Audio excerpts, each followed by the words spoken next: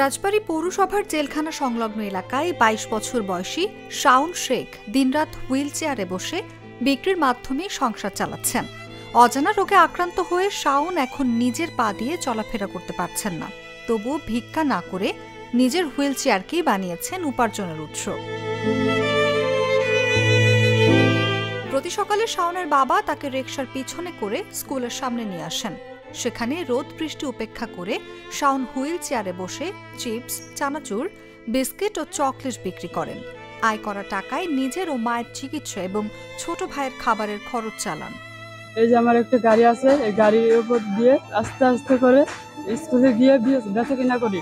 সেই বেচা কেনার টাকা দিয়ে অল্প কিছু আয় হয়, সেটা দিয়ে আমার মায়ের ওষুধ কিনি এবং আমার ওষুধ কিনি এবং অল্প কিছু টাকা দিয়ে আমার ভাইয়ের, ছোট ভাইয়ের জন্য খাবার কিনি। আপনারা যদি আমার পাশে থাকেন এবং সাহায্যের হাত বাড়িয়ে দেন, তাহলে অবশ্যই আমার মায়ের চিকিৎসা করাতে পারবো এবং আমার চিকিৎসা হবে ইনশাআল্লাহ।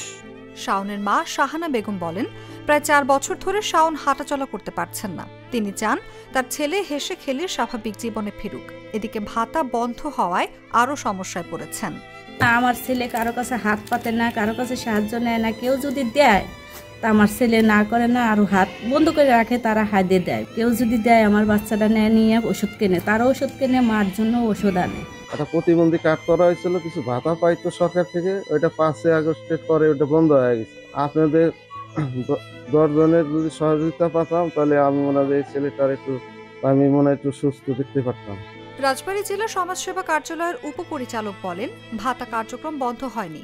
শাওনের মতো যদি কেউ ভাতা না পেয়ে থাকে, সংশ্লিষ্ট অফিসে যোগাযোগ করলে সমস্যা সমাধান করা সম্ভব। আমার প্রথম পরামর্শ হবে যে উনি যে ভাতা পাচ্ছেন না, যে অফিস থেকে আমাদের 6টি ইউনিট রয়েছে, সমাজসেবা কার্যালয়ে ওনাকে যোগাযোগ করার অনুরোধ করব। ওখানে যেয়ে উনি ওনার সমস্যাটির কথা বললে আশা করি তারা এই সমস্যাটার সমাধান করবে। প্রতিবন্ধী ব্যক্তিদের জন্য সমাজসেবা বিভিন্ন ধরনের কাজ করে থাকে। একটা হচ্ছে ভাতা প্রদান করে, প্রতিবন্ধী ভাতা, আর যদি সে শিক্ষার মধ্যে থাকে তাহলে তাকে শিক্ষা প্রবৃত্তি দিয়ে থাকে।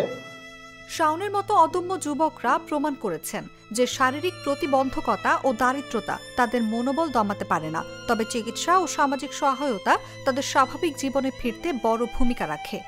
অনুভা বিশ্বাস, জাগো নিউজ।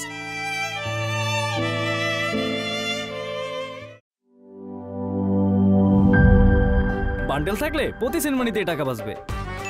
বিকাশ সেনমানি বান্ডেল কিনে জিতুন প্রতি লেনদেনে।